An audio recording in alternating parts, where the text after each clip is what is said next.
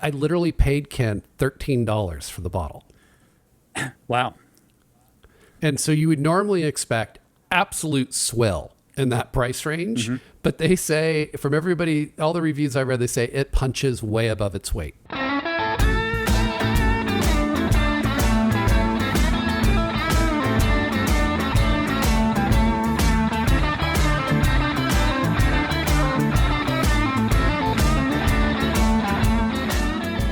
Welcome in. We are the Bourbon Brothers, and this is the Liquid Courage Show. We have a fantastic show on deck for you tonight, but first, I want to welcome in the other half of the Bourbon Brothers team. He is my brother from another mother and my co-pilot in this tailspin we call a show. He is Mr. 1792 himself. Ken, how are you tonight? I'm doing great, John. I'm really excited for this show tonight. Really excited to get into what we're going to be drinking. And really, I just got to say, this is a really good episode we're about to cover here. Yes. Now, for anybody that's watching this show, they don't know that we've actually spent about the last, hour and a half, hour and 45 minutes prepping. And I just got to say, Ken, I need a drink. So do I. All right, so let's kick this thing off. If you are new to the show, the format is simple. First, we're going to kick things off with a tasting and a discussion of a spirit. It's usually going to be a bourbon. It's a bourbon tonight. And then we're going to continue to enjoy bourbon throughout the remainder of the show. As for the remainder of the show, we're going to focus on a specific episode of a favorite television series where we start with the pilot and work our way through episode by episode to the series finale. Tonight, we're going to be discussing Season 1, Episode 8 of Kurt Sutter's Sons of Anarchy, and the episode is titled The Pull. For those of you that are watching the show on YouTube, I want to let you know that we published the show in 3 parts. You are currently watching Part 1, so you're in the right place. And this is going to cover the bourbon tasting, and then Parts 2 and 3 will be our discussion of the episode. So please be sure to like and subscribe. Click that little bell in the upper right-hand corner so you don't miss a single show. Also, if you don't want to look at our ugly mugs or you prefer to listen in the car or the office, you can also subscribe to the podcast version of the show at iTunes, Stitcher, and about 16 other locations where finer podcasts are available. Also, we want to hear from you. Please send us your praise, your questions, your hate comms. Let us know how we're doing, what you like, what you dislike, and what you'd like to see more of. You can leave your comments in the comments section of the show, or you can email your questions to us at ask@bourbonbros, that's BROS.TV. And if your question doesn't suck, we might even answer it on a future show. And with that out of the way, Ken, let's kick this thing off. What are we drinking tonight? Yeah, well done, John. I'm really looking forward to this. As I said, tonight we're going to be going with the Elijah Craig. The Elijah Craig. Now, I've been looking forward to this because, oddly enough, I've never had Elijah Craig until tonight. And neither have I. And I'm really looking forward to it. There's a couple reasons why. I'm a little bummed that the store that I went to only had the smaller bottle, but I guess that'll help keep me on pace. We won't be able to revisit a 1792 night with that size bottle, I take. Yeah. All right, well, let's pour. All right, let me crack that open. And while you get that open, I'll go through the details on this. So again, we're both drinking the Elijah Craig small batch bourbon. It is a straight bourbon, comes out of Heaven Hill Distillery. Release dates are ongoing. It's a 94 proof bourbon, so it's a little on that higher end, but not quite barrel strength. And then no age statement. However, Ken, I think you're going to like this. The mash bill, 78% corn. Wow, yeah. I love the higher corn contents. You're all about it. I know. So 78% corn, 12% malted barley, and 10% rye. Okay. And I'm going to make you hold out just a little bit longer. We're going to give you a quick summary. So for those that don't know about Elijah Craig, this is how it's described on the website. Elijah Craig Small Batch is the signature bourbon bearing the name of Elijah Craig, a bourbon pioneer who is credited as the first distiller to age his whiskey in charred oak barrels.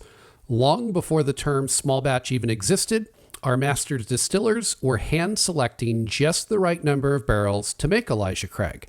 This expertise and attention to detail gives Elijah Craig Small Batch the right balance of rich flavor and full body for a warm spice and subtle smoke flavor. Another fine marketing statement there. Yes, I like that it wasn't overly flowery, but interesting that he gets credit as being the first distiller to char the oak barrels. Yeah. So let's both experience Elijah Craig for the first time. Shall we raise a glass? Cheers. Salute.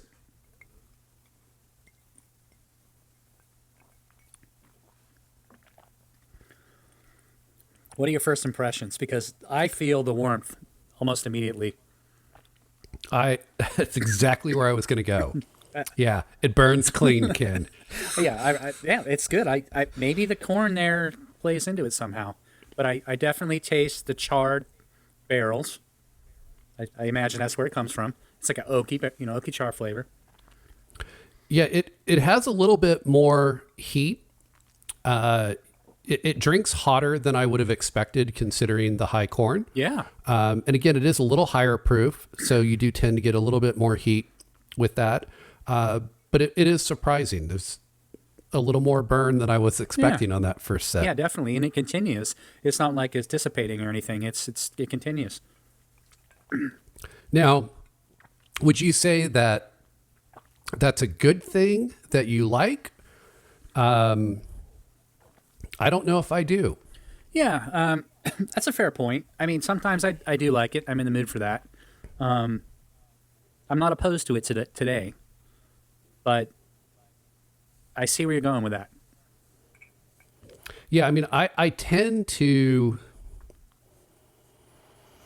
feel that a smoother, more balanced bourbon is preferable. This is going to sound like a slam, but this reminds me of more of what I would consider an inexpensive or cheaper bourbon. Okay. It has that kind of harsh burn when you first drink it. Right. It does, and it's not letting up. I still feel that.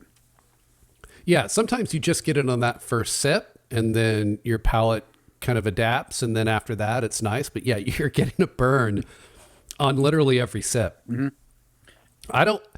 Elijah Craig may be the new poster boy for It Burns Clean. Might be. I mean, well, I like it's sweet, so I do like that, but I think I understand where you're going with that. Yeah, it kind of clears the sinuses. Mm-hmm. Well, let's let it marinate a little bit. We'll give ourselves a few minutes with it, and I'll share a few fun facts. The label of Elijah Craig kind of positions itself as really being like the father of bourbon whiskey. But if you look at it kind of historically, it's more accurately described as, one of the fathers of bourbon whiskey, since there were other distillers in Craig's time doing pretty much the same thing. Mm-hmm. He did, however, have a pretty pivotal impact on production. He is credited as the first to use charred oak barrels. They weren't a must from a legal perspective in the early days. But that eureka moment is hazy, and kind of it involved a fire at his distillery that torched some of the barrels. And so they decided to use them, and voila, a deeper, more smoky, caramely spirit was born. Interesting discovery there. Yeah, I mean, it pretty much changed the bourbon market forever, right? And that's now a requirement for how everybody does it, right? New charred oak barrels. So it definitely changed the game, so to speak. Elijah Craig also has an 18-year single barrel, right? So we've had a 10-year, right? And we've seen things that are 20-year bourbons, but those tend to be from multiple barrels. An 18-year single barrel is a very rare bourbon.